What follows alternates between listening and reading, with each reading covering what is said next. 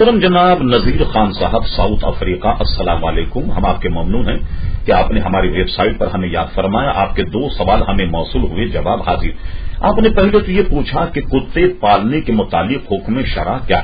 محترم دیکھیے، کتے کو پالنے سے یا گھر میں رکھنے سے حضور نے منع فرمایا اور ارشاد فرمایا کہ جس گھر میں کتا اور فوٹو ہو اس گھر میں رحمت کے فرشتے نازل نہیں ہوتے۔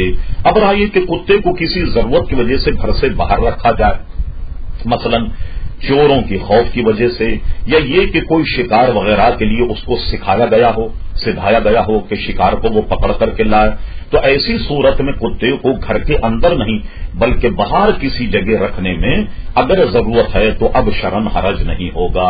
پھر آپ نے دوسرا سوال یہ کیا، اگر کتے کے پیشاب کے چھینٹے کسی شخص پر لگ جائیں تو کیا اس شخص کو غسل کرنا ہوگا؟ نہیں، بلکہ اگر کتے کے پیشاب کے چھینٹے کسی کے بدن پر لگ جائیں تو بدن کا وہ حصہ دھونا ہوگا، اور جس کپڑے پر لگ جائیں وہ کپڑا ناپاک ہوگا اور کپڑے کو دھونا ہوگا شرعی طریقے سے، اور اس آدمی پر غسل واجب نہیں ہوگا۔